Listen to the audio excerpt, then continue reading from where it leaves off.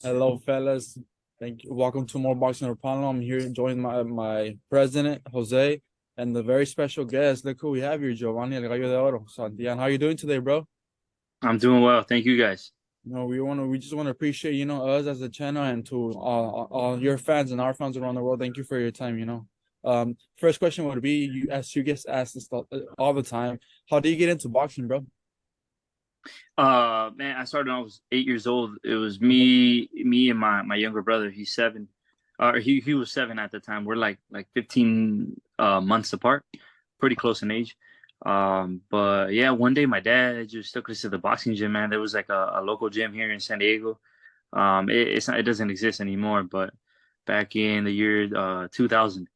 And we tried like soccer, karate. I don't my dad was just trying to find something to get us active. He hated coming home from work and just seeing us watching TV, laying around. Um, and yeah, man, like boxing was like the only thing that really caught my attention that I stuck to and that I took very serious from the beginning. That's good. That's good to know, bro. Right on. And then how about the nickname? What's the backstory for Gallo de Oro? El Gallo, that came from my cut man. He's a good friend of mine, Al Gomez. Um, it's like a gallo in Mexico. You put them in there, they're gonna fight whoever, and they're gonna fight with everything they got, and always give it everything they got. And he just always felt like that fit me. He knows me since the amateurs, and his son and I used to train together and box together, and go to tournaments together. And he just always felt that I had that tenacity when I would train and fight, and it just fit. That's Nice. just bro.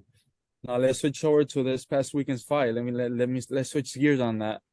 It's about your most recent fight that has been the world's boxing buzzing right now. You just defeated Alexis Rocha by second round KO to Six regain round. I'm sorry, sixth round. I'm sorry, apologize. WBO and ABO welterweight and became the number one ranked welterweight in the WBO. Many are calling you the new killer in the division. How do you feel? And how has that accomplishment hit you? Man, I'm very happy, man, that we were able to do what we set out to do. I said in the press conference that I wanted a knockout, and we were able to get that. I was prepared for I feel anything that Rocha brought. I think the training really paid off. I work at a gym as well, and I train people and do classes like that. But for this fight, I took complete time off and just only focus on the fight. 2 months of just training for this fight, and I had two back-to-back fights, within those 4 months, and I think that really helped me. Just staying active is I think key for me right now. But besides that, I'm happy that people are taking notice of what I can do, and that I was able to give that performance for everybody. I think that's key. The fact that Top Rank and Golden Boy came together to make this fight happen. I think that's what the boxing world needs. That's what I think the boxing fans want. They want to see these types of fights happen. They don't want there to be any barriers holding mega fights from happening, and hopefully we can continue doing that in 2024 and keep getting fights like this, even if there's fighters with other promoters. Yes, sir. Absolutely. And I know Alexis Rocha was, heavily favored by the betting odds going into this fight. So on paper, you did achieve an upset. And I know, to you and your team, beating Alexis Rocha was not an upset. You guys know what you're capable of. But were you expecting the fight to be as one-sided as it turned out to be? I knew that I felt like I could make him fall into my type of fight, and I feel like that's what I did.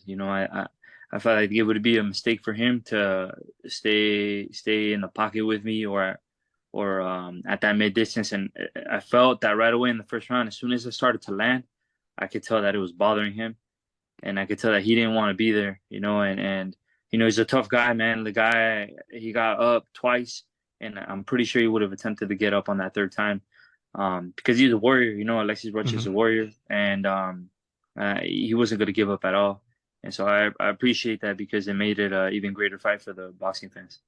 All right, no doubt. I know me and Seek offline were just talking about how it reminded us of kind of Crawford Spence, just kind of, how it played out. And, props to both you and Alexis for giving us a great fight. Yes, Yeah, sir. thank you, man. Thank you. As I was actually there live, I'm like, shit, like crazy. It was an intense fight. Congratulations to you, but respect to both of you guys. The next question would be, when would we see you back in the ring?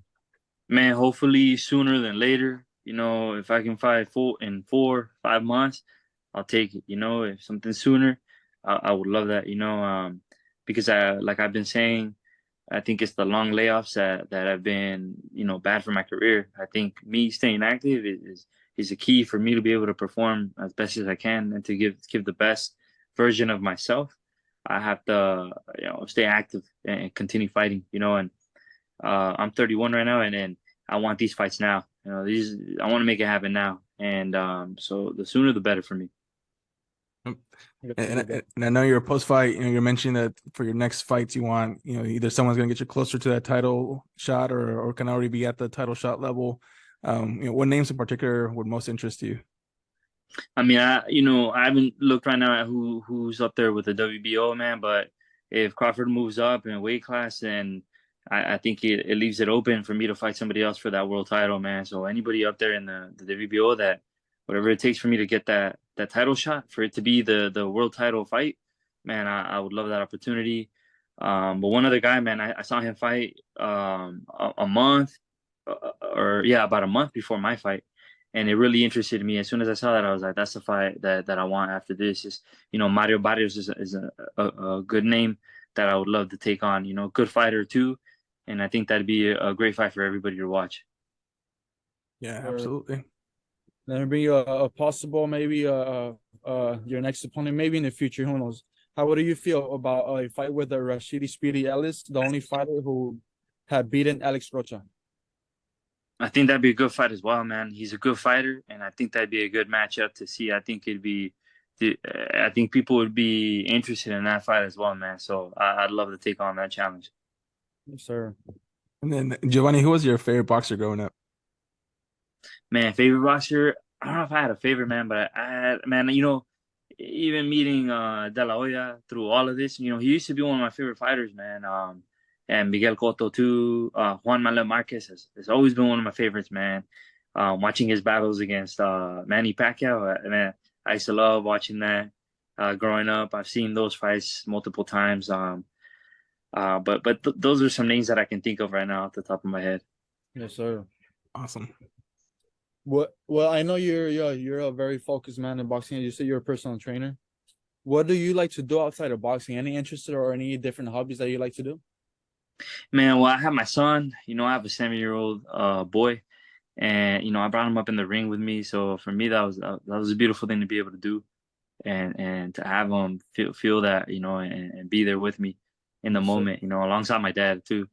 But besides me boxing and also teaching on the side, um, a lot of it's just with my family. You know, spending time with my family, because when I'm in training camp, I don't Yeah. get to do as much with my son and do certain things with my family. You know, I'm focused on what I got to do on the task at hand. So in between fights, that's where I like to put my attention. You know, I So continue training. Like today, I just got done with a little workout. You know, I'm easing in. You know, keeping it light right now. Um, but besides this, you know, it's my family. that's good, man. That's the best thing. Yeah, great balance. And then Giovani, what does being from San Diego and representing the city inside the boxing ring mean to you? It means a lot, man, to be able to do that, and to hear, you know, people proud, you know, to that I'm doing this and representing San Diego. People are proud of that, and that makes me very happy, you know, to be able to do that, because in San Diego we haven't really had too many fighters, you know, come out of San Diego, but there is a little bit of talent here, you know. There's some fighters here, and maybe I can lead the way, or at least inspire some of these fighters to continue working hard, and to keep going forward. Yeah, it'll be amazing if you can inspire the next generation of San Diego fighters. Yeah, absolutely. And just you just mentioned inspiring other fighters. I was next question would be, what's the best piece of advice you would give to someone who is thinking about making a going pro and making a career out of boxing? You got to work hard, man, and be very, very focused. You have to know that if you really want this, it's gonna take everything.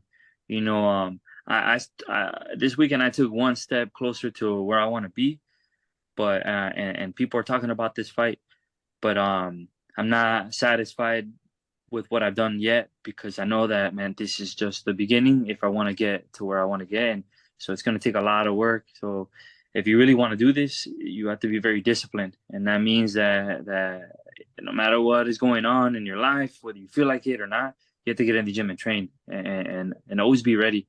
So discipline is the number one thing I would say. You have to have that. And it's not something that you can teach, something that you know, maybe you can develop through routine, you know, but you have to be very dedicated to this sport. Yes, sir. Great advice. And then the final question we got for you, Giovani, is not really a question. It's more so opening up the floor. What's the message you want to send to your fans and supporters? I just want to say thank you to everybody, the people that did drive up and make that trip up there. You know, I know, you know, we were a few in LA. You know, he had most of the crowd, but that meant the world to me, you know, to have that support. And for everybody who tuned in, that's from San Diego. I appreciate you guys, and even people that maybe were rooting against me in the beginning. I could tell that some of those people changed their mind at the end of the fight, and I appreciate that. That's what boxing is about. It's, you know, real boxing fans are just want a good fight at the end of the day. Yes, sir. Well said. All right. Well, Giovani, thank you so much for your time. It was really nice to talk some boxing with you and get to know you a bit better. No, I appreciate you guys. Thank you guys. Bro, No thank problem. you. All right. Enjoy the rest of your day. All right. Thank you guys. All You right. too. Take care. Bye.